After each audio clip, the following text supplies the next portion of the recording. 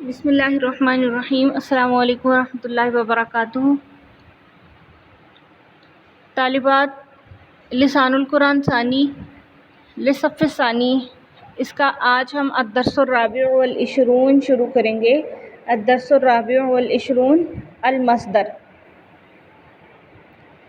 درس الرابع والعشرون یہ مصدر کے موضوع پر ہے۔ مصدر وہ ہوتا ہے جس سے بہت سے آگے افعال اسماء نکلتے ہیں، جیسے ذہاب مصدر ہے، دخول مصدر ہے، علم مصدر ہے، قدرت مصدر ہے۔ تو ان سے آگے بہت سے افعال اور بہت سے صیغے نکلتے ہیں، ان کو مصدر کہتے ہیں۔ تو مصدر وہ اسم ہے جو زمانے کا تعین کیے بغیر فعل کے معنی پر دلالت کرے۔ جو زمانے کا تعین کیے بغیر فعل کے معنی پر دلالت کرے، یعنی اس میں کوئی زمانہ نہ پایا جاتا ہو اور اس میں فعل ہی کے حروف پائے جاتے ہوں، جیسے ذہبہ کا مصدر ذہابن ہے، ذہبہ فعل ہے، اب اس کا مصدر ذہاب ہے۔ ذہبہ کے ہی الفاظ حروف اس میں پائے جا رہے ہیں ذہاب میں، جس کا معنی ہے جانا۔ داخلہ کا مصدر دخول ہے، جو داخل ہونا کے معنی دیتا ہے، اور دیکھیں داخلہ کے جو حروف ہیں وہی دخول میں پائے جا رہے ہیں۔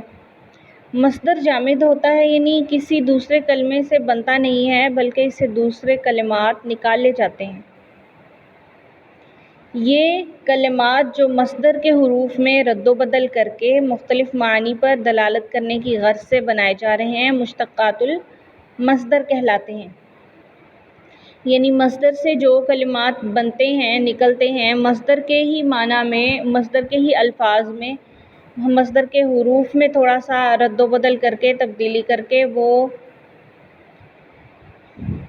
بنائے جاتے ہیں کلمات، تو ان کلمات کو مشتقات المصدر کہتے ہیں۔ آپ یہاں سے انڈر لائن کریں مصدر کی تعریف، اسے آپ انڈر لائن کریں، اس کو آپ نے یاد کرنا ہے۔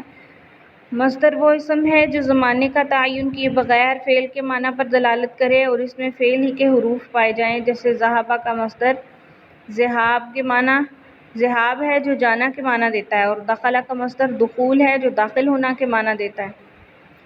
اور مشتقات مصدر کیا ہیں، اسے بھی انڈر لائن کریں۔ یہ کلمات جو مصدر کے حروف میں رد و بدل کر کے مختلف معانی پر دلالت کرنے کی غرض سے بنائے جاتے ہیں، مشتقات المصدر کہلاتے ہیں۔ اب مشتقات المصدر کون کون سے ہیں؟ ان میں سے اسم فاعل، اسم مفعول، صیغۃ المبالغہ، الصفۃ المشبہ، افعال التفضیل، اسم الزمان، اسم المکان اور اسم الآلہ شامل ہیں۔ اب مصادر الافعال الثلاثیہ، ثلاثی افعال ہیں جو ان کے مصادر یہ مندرجہ ذیل ہیں۔ ثلاثی افعال کے مصادر متعدد اوزان پر آتے ہیں، یعنی جو افعال ثلاثی ہیں، 3 کلمات والے، وہ مندرجہ ذیل اوزان پر آتے ہیں۔ ان کے مصادر یہ ہیں: نصر، فعل، شغل، فعل، علم، فعل، طلب، فعال، قدرت، فعلۃ، رحمۃ، فعلۃ، سرقۃ، فاعلۃ، ذہاب، فعال، دخول، فعول، صعوبۃ، فعولۃ۔ اس کے بعد افعال ثلاثیہ کے مصادر اکثر و بیشتر سماع پر موقوف ہوتے ہیں، یعنی جیسے سنے ویسے ہی ہم نے اس کے اوزان کو مقرر کر لیا، یعنی ان کے بنانے کا کوئی قاعدہ مقرر نہیں ہے۔ جس کے بنانے کا کوئی قاعدہ کلیہ نہ ہو اسے ہم کہتے ہیں کہ یہ سماع پر موقوف ہے، یہ سنی ہوئی بات ہے، کوئی قاعدہ نہیں ہے اس کا۔ تاہم بعض اوزان میں کچھ قیاس بھی چلتا ہے، یہ اوزان مندرجہ ذیل ہیں جن میں قیاس چلتا ہے۔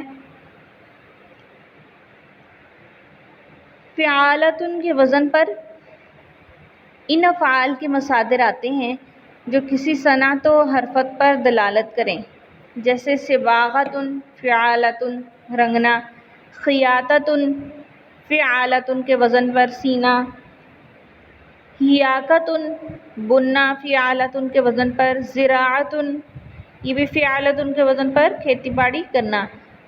تو فعالتن کے وزن پر اکثر اوقات وہ مصادر آتے ہیں جو کسی صنعت و حرفت پر دلالت کرتے ہیں۔ فعالتن کا وزن بعض اوقات منصب پر بھی دلالت کرتا ہے، جیسے خلافتن، امامتن، وزارتن۔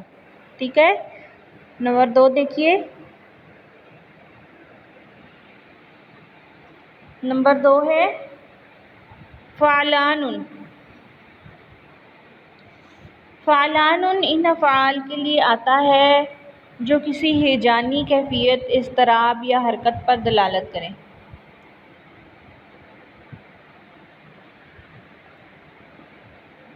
فعلان ان افعال کے لیے آتا ہے جو کسی ہیجانی کیفیت، اضطراب یا حرکت پر دلالت کریں، جیسے خفقان دھڑکنا فعلان کے وزن پر، خفقان فعلان کے وزن پر دھڑکنا، فیضان سیلاب کو کہتے ہیں فعلان کے وزن پر، غلیان ابلنا فعلان کے وزن پر، جریان دوڑنا جاری ہونا یہ بھی فعلان کے وزن پر، یہ اضطرابی حالت پر دلالت کرتے ہیں۔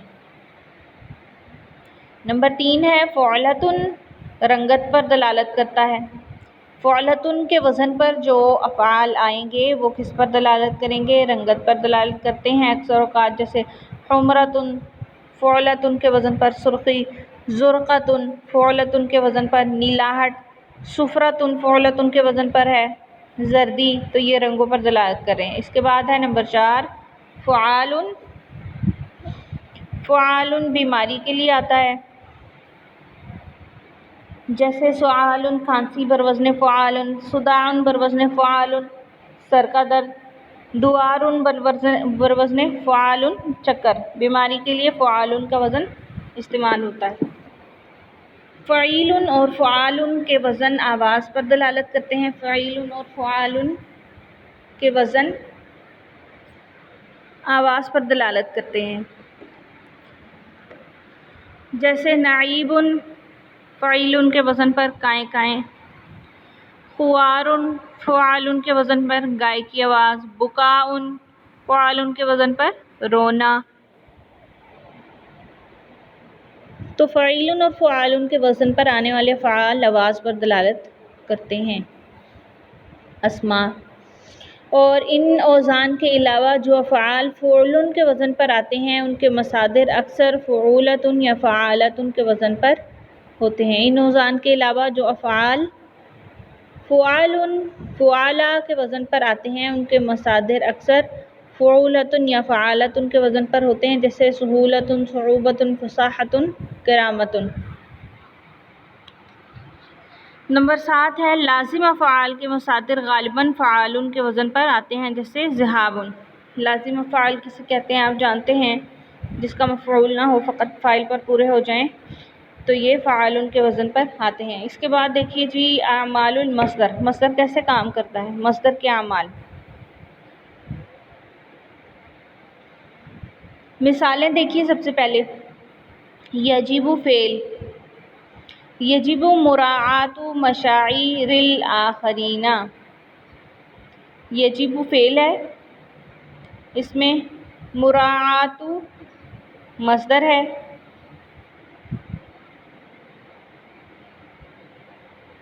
مشاعر الآخرین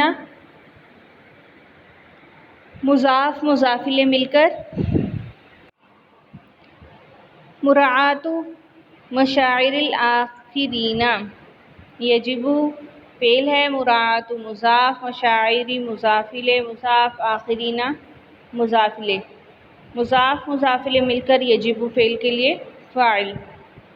اسی طرح یسرنی تفانیکم فی تعلم الدین، یہاں تفانیکم، یہاں تفانی مصدر ہے، یرید الکفار اطفاء نور اللہ بافواہہم، یہاں اطفاء مصدر ہے، لا یلیق بشانکم تلزف الی الحکام، یہاں تلزف مصدر ہے. اعجبت بحسن تدبیرک الامور، یہاں تدبیر مصدر ہے. شرح و تفصیل میں دیکھیں، مصدر اپنے فعل کا کام کرتا ہے، یعنی فاعل کو مرفوع اور متعدی ہونے کی حالت میں مفعول بہ کو منصوب کرتا ہے. مصدر کیا کام کرتا ہے؟ اپنے فعل کا کام کرتا ہے. جیسے فعل کے بعد فاعل آتا ہے اور اس کے بعد مفعول آتا ہے، پھر فعل اپنے فاعل کو مرفوع اور مفعول کو منصوب کرتا ہے. اسی طرح مصدر فعل والا کام کرتا ہے، فاعل کو مرفوع اور متعدی ہونے کی حالت میں مفعول بہ کو منصوب کرتا ہے.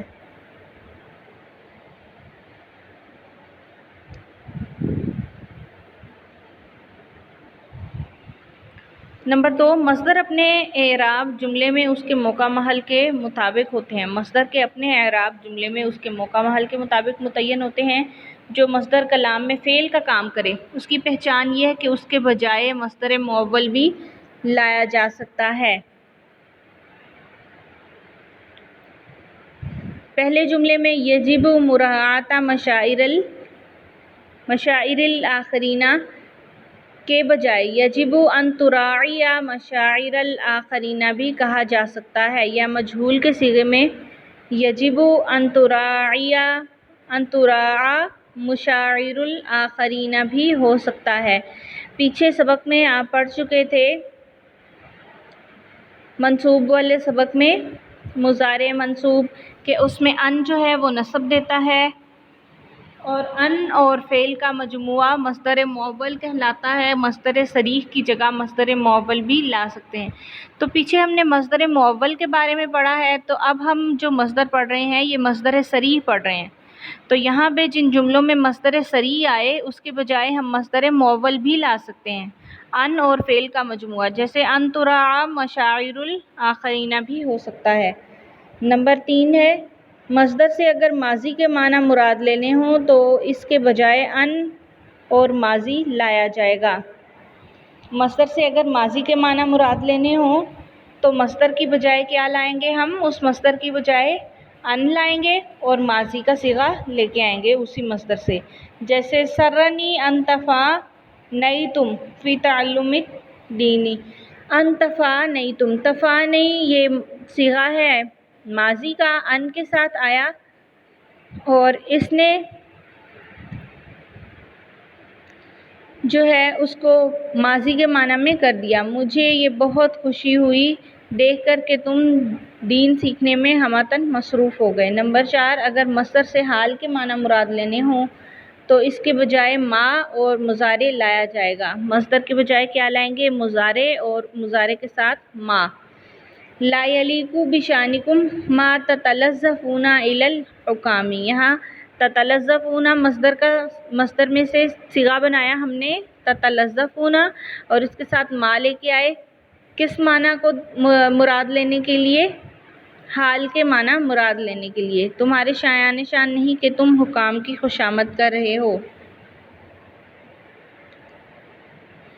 اس کے بعد مصدر نمبر 5 ہے، مصدر سے اگر مستقبل کے معنی مراد لینے ہوں تو اس کے بجائے ان فعل مضارع لانا جائز ہوتا ہے. چنانچہ یرید الکفار اطفاء نور اللہ بافواہہم کی بجائے یرید الکفار ان یطفئوا نور اللہ بافواہہم کہا جا سکتا ہے. اطفاء کے بجائے ان یطفئوا لے کر آئے. ٹھیک ہے، مستقبل کے معنی مراد لینے ہو تو اطفاء مصدر کی بجائے کیا لے کے آئیں گے؟ ہم ان کے ساتھ فعل لے کے آئیں گے مضارع کا، ان یطفئوا نور اللہ، اس لیے کہ ان جو ہے وہ خالص مستقبل کے معنی میں کر دیتا ہے. مصدر کو کبھی اس کے فاعل کی طرف بھی مضاف کر دیا جاتا ہے، جیسے سرنی تفانیکم فی تعلم الدین، کم ضمیر فاعل کی ہے تو تفانیکم کی طرف مضاف کر دیا ہے. اگر مفعول بہ ہو تو اس کے مصدر اور اس کے مضاف الیہ کے بعد منصوب لایا جاتا ہے. مفعول بہ ہو تو اسے مصدر اور اس کے مضاف الیہ کے بعد منصوب لایا جاتا ہے. دیکھیں مفعول بہ بن رہا ہے یہاں پر الامور، تو یہاں پر مضاف الیہ کے بعد اسے منصوب لائیں. تدبیر یہاں پر مصدر ہے اور کاف اس کا مضاف الیہ ہے. تدبیر مضاف، کاف ضمیر مضاف الیہ، مضاف الیہ.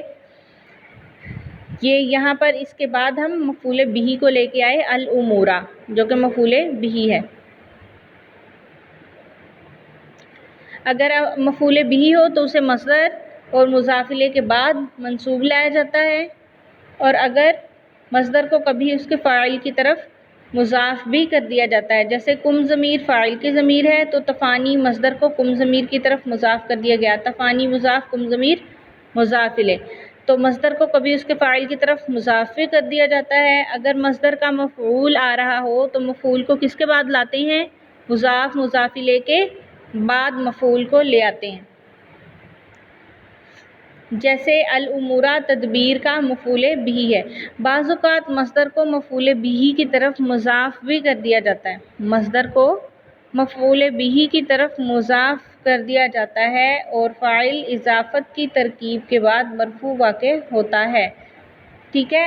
مفعول کو مصدر کی طرف مضاف کر دیا جاتا ہے، یعنی مفعول اور اس کا مصدر، آپ پیچھے پڑھ چکے ہیں کہ مصدر فعل والا کام کرتا ہے، جیسے فعل کے فاعل بھی ہوتے ہیں اور مفعول بھی، تو اس طرح مصدر کا بھی فاعل ہوگا اور مفعول بھی۔ تو بعض اوقات اس طرح کرتے ہیں کہ مصدر کو اس کے مفعول کے ساتھ مضاف مضاف الیہ بنا دیتے ہیں اور اس کے بعد اس کا فاعل لے آتے ہیں جو کہ مرفوع واقع ہوتا ہے۔ بعض اوقات مصدر کو مفعول بھی کی طرف مضاف کر دیا جاتا ہے اور فاعل اضافت کی ترکیب کے بعد مرفوع واقع ہوتا ہے، جیسے یسونی اہمال الواجبی اخوکا، اہمالو مصدر ہے، الواجبی اس کا فاعل ہے، لیکن ہم نے کیا کیا ہے؟ الواجب کو اہمال کا مضاف الیہ بنا دیا، اہمال کو مضاف اور الواجبی کو مضاف الیہ بنا دیا، حالانکہ اہمال مصدر کا، الواجب اس کا فاعل تھا۔ یہ اضافت کی ترکیب کے بعد اخوکا لے کے آئے، اخوکا اس کا اہمال کا مفعول بن رہا ہے، فاعل بن رہا ہے، اخوکا فاعل، اور الواجبی جو کہ مفعول تھا اسے ہم نے اس کا مضاف الیہ بنا دیا۔ اب آیات قرآنیہ میں دیکھیں جن میں مصادر آئے ہیں، قد نری تقلب وجہک فی السماء، یہاں وجہ مصدر آیا ہے، لا تجعلوا دعاء الرسول، یہاں اس میں دعا مصدر ہے، اور نمبر 3 میں اطعام یتیما او مسکینا، یہاں یہ مصدر واقع ہوئے ہیں۔ اب قاعدہ دیکھ لیجئے، مصدر وہ ہے جو زمانہ کا تعین کیے بغیر فعل کے معنی پر دلالت کرے، مصدر جامد ہوتا ہے، یہ کسی دوسرے کلمہ سے نہیں نکلتا بلکہ باقی تمام کلمات اس سے نکلتے ہیں، ان میں سے فعل، اسم الفاعل، اسم المفعول، صفت مشبہ، صیغۃ المبالغہ، افعال التفضیل، اسم الزمان، اسم المکان، اسم اعلیٰ شامل ہیں، یہ سب مشتقات مصدر کہلاتے ہیں۔ ثلاثی افعال کے بعض مصادر قیاسی ہوتے ہیں، اکثر و بیشتر سماع پر موقوف ہوتے ہیں، جبکہ مزید افعال کے مصادر قیاسی ہوتے ہیں، یہ بھی آپ پڑھ چکے ہیں۔ مصدر بعض اوقات اپنے فعل کا کام کرتا ہے، یعنی فاعل کو مرفوع اور مفعول بھی کو منصوب کرتا ہے، جبکہ مصدر کے اپنے اعراب جملہ میں اس کے موقع محل کے مطابق ہوتے ہیں۔ کل ہم تمرین نمبر 1 شروع کریں گے انشاءاللہ، تب تک کے لیے آپ اسے یاد کریں اور اسے سمجھنے کی کوشش کریں۔ السلام علیکم ورحمۃ اللہ وبرکاتہ۔